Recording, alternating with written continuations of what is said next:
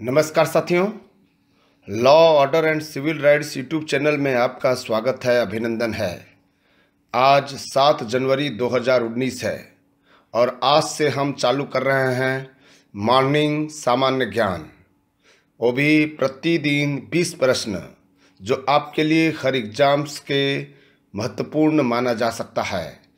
ये 20 प्रश्न आज से रोज सुबह सुबह आप दे सकेंगे सामान्य ज्ञान की 20 प्रश्न, जिसमें होगी इतिहास, भूगोल, राज्य व्यवस्था, अर्थव्यवस्था, खेल, विज्ञान, और जो आपको सफल बनाने में सहायक सिद्ध होगी। आइए जानते हैं ये 20 प्रश्न क्या है और इसके डिटेल भी हम बताएंगे। पहला प्रश्न है, वेग कैसी राशि है? वेक्टर के बारे में बात कर रहा है। वेग कैसी राशि है, यानी कि वेग की जो राशि होती है या तो अदिश होगा या तो सदिश होगा। इसका सही आंसर है सदिश। सदिश राशि जो होता है वो आगे भी और पीछे भी किसी भी दिशा में चल सकता है, लेकिन जो अदिश राशि होता है एक तरफ चलता है, दूसरी तरफ नहीं चल सकता। इसलिए उसको जो है वेग दोनों दिशाओं में चल सकता है, इसलिए इसे सदिश राशि नाम से जानते हैं। दूसरा प्रश्न है, संविधान के प्रारूप पर अंतिम वाचन कब समाप्त हुआ? यहाँ पर वाचन की बात कर रहा है। याद रखिएगा 3 वाचन होता है।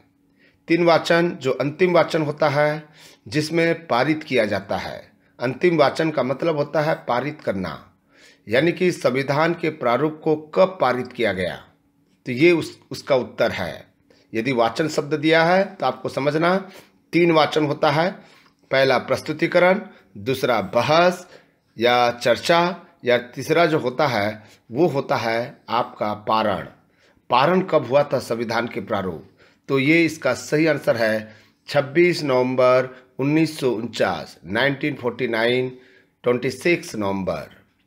तीसरा प्रश्न है, कौन सा तत्व सबसे ज़्यादा सक्रिय होता है? कौन सा तत्व पूछ रहा है।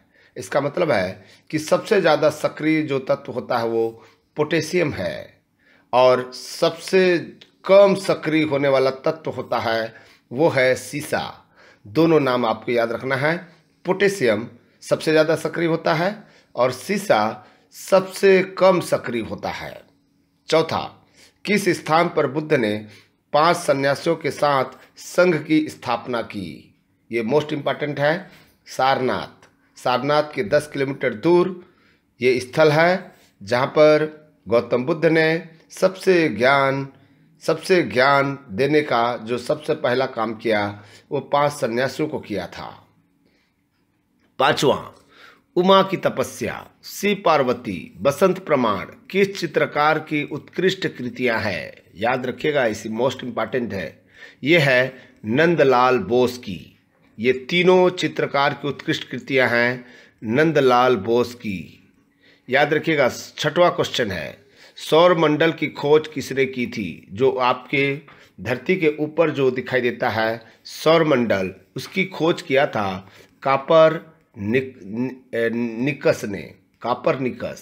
कापरनिकस बहुत सौर मंडल के वैज्ञानिक कहा जाता है, इसलिए आपको याद रखना है सौर मंडल की खोज कापरनिकस ने किया था।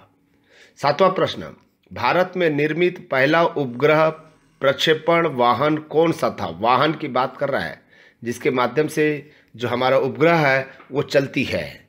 इसका नाम है SLV-3। ये व्हीकल का नाम है। 8वां प्रश्न है, राष्ट्रीय जनसंख्या आयोग किस मंत्रालय के अधीन है? राष्ट्रीय जनसंख्या आयोग एक आयोग का नाम है, किस मंत्रालय के अधीन है? तो याद रखना ये स्वास्थ्य मंत्रालय के अधीन होता है। 9वां प्रश्न, ब्रजयान बौद्ध धर्म में बुद्ध बोधिसत्व की संगिनी को क्या कहा जाता है? ये ध्यान रखिएगा, ब्रजयान बौद्ध धर्म में बुद्ध बोधिसत्व की संगिनी को क्या कहा जाता है? इसका 9वां प्रश्न का उत्तर है तारा कहा जाता है। 10वां, बनी ठनी किस चित्र शैली से संबंधित थी? याद रखिएगा, ये यहाँ पर जो है मोस्ट इम्पॉर्टेंट है, ये किशनगढ़ शैली, ये बनी ठनी किस चित्र शैली से संबंधित थी? जो आपको याद रखना है, बनी ठनी मोस्ट इम्पॉर्टेंट है। इसका सही आंसर है किशनगढ़ शैली से है। 11वां प्रश्न, ये 80% से अधिक कोशिकाओं में पाया जाने वाला पदार्थ कौन सा है? 80% से अधिक कोशिकाओं में पाया जाने वाला पदार्थ, यानी कि हमारे शरीर में जो है सबसे ज़्यादा 80% का जो भाग होता है वो है जल, पानी। पानी सबसे ज़्यादा है हमारे शरीर में, और इसलिए कोशिकाओं में पाया जाने वाला पदार्थ पानी ही है। 12वां, संविधान सभा द्वारा कब संविधान को पारित कर दिया गया? जिस दिन अंतिम वाचन किया गया था उसी दिन ही संविधान को पारित कर दिया गया था। इसका सही आंसर है 26 नवंबर 1949, 1949, 26 नवंबर। यहाँ पर देखिए, न्यूटन की गति का प्रथम नियम क्या कहलाता है? सभी जानते होंगे, ये जड़त्व का नियम है। जड़त्व का नियम का मतलब जब तक निर्जीव वस्तु को बल नहीं देंगे तब तक एक स्थान से दूसरे स्थान में आगे नहीं बढ़ सकता है, अन्यथा स्थिति में वहीं का वहीं रहेगा।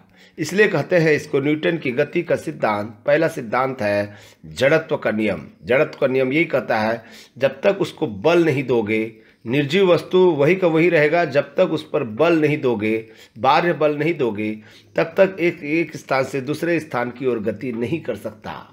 इसलिए न्यूटन की गति का प्रथम नियम मोस्ट इंपॉर्टेंट है। 14 नंबर, कलिंग युद्ध का वर्णन अशोक के किस शिलालेख में पाया जाता है?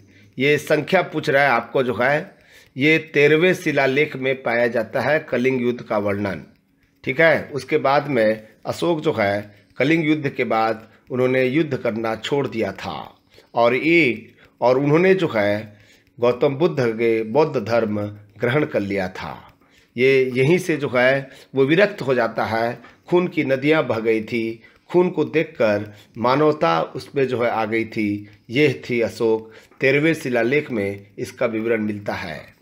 15 नंबर क्वेश्चन, विश्व प्रसिद्ध पेंटिंग मोनालिसा किसकी कृति है? मोनालिसा बहुत इंपॉर्टेंट है। मोनालिसा है, आजकल बोलचाल की भाषा में मोनालिसा का बहुत प्रयोग हो रहा है।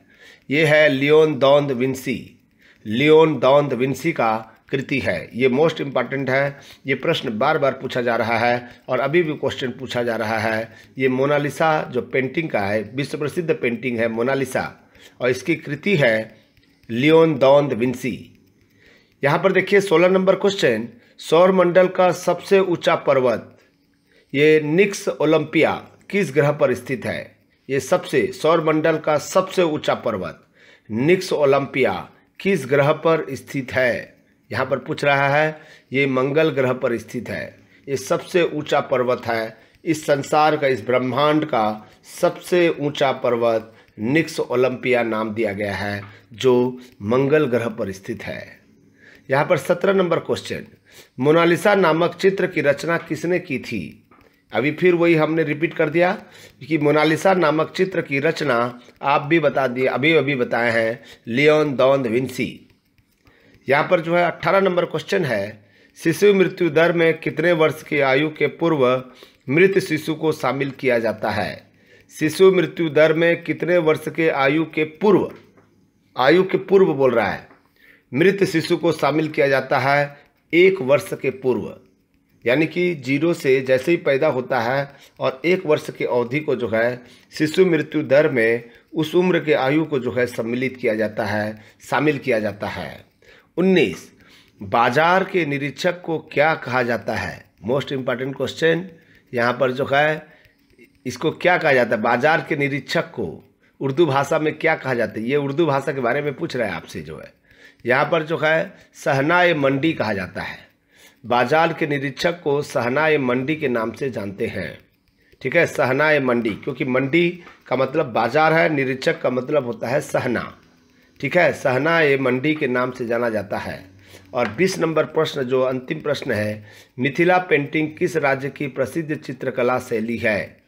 यहाँ पर मिथिला पेंटिंग इसके बारे में पूछ रहा है। मिथिला पेंटिंग बिहार राज्य की प्रसिद्ध चित्रकला शैली है। ये आपके लिए थी 20 महत्वपूर्ण प्रश्न जो प्रतिदिन आप पाएंगे हमारे साथ।